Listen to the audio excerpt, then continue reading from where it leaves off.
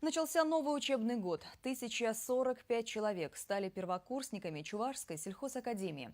В этом году в вуз впервые поступили 24 выпускника агроклассов.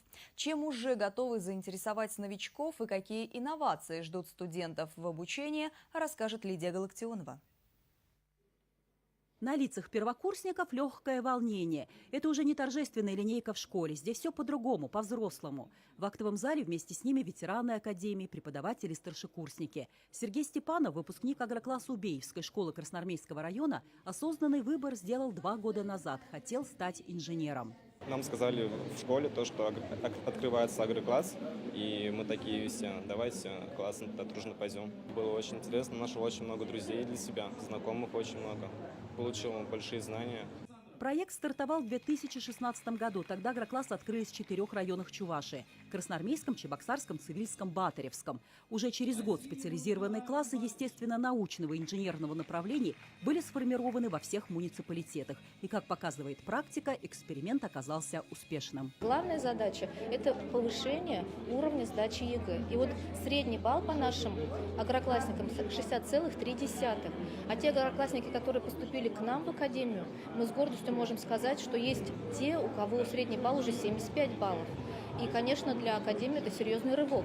В агровузе, в свою очередь, обещают сделать учебу интересной и эффективной. Здесь уже создан испытательный лабораторный центр, а в День знаний открылись еще 2 лаборатории. Учебная и научно-исследовательская по технологии молока и молочных продуктов и лаборатория микробиологических исследований. Студентам уже не терпится попробовать все в деле. В считанные минуты, благодаря экспресс-анализаторам, молоко оценивается по 12 показателям качества. В течение учебного дня на этой линии студенты могут переработать до 50 литров молока, получив из него самую разную продукцию.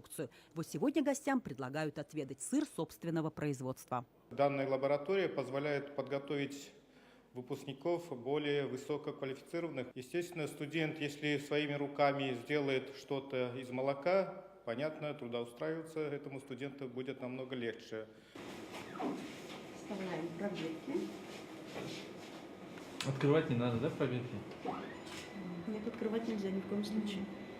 Это уже лаборатория микробиологических исследований. Здесь молодые ученые смогут изучить РНК овощей и злаков, выявить генетически модифицированный состав продукции. Также можно будет проверить семена и корнеплоды на наличие вирусных инфекций. 60-90% картофель, пораженные вирусами X и Y. Вот. Поэтому сегодня мы поставили перед собой цель эту лабораторию запустить и начать работать именно на производителей сельского хозяйства.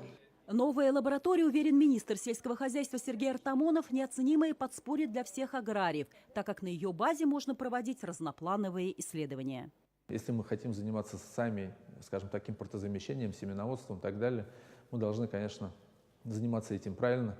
Что такое, значит, правильно заниматься семеноводством? Семена, так же, как и люди, ну и в том числе и растения, должны быть здоровыми. Если есть какие-то болезни, никогда мы не получим ни урожая, и говорить о развитии дальнейшем сельского хозяйства тоже невозможно. Мы хотим заняться селекцией сортов хмеля.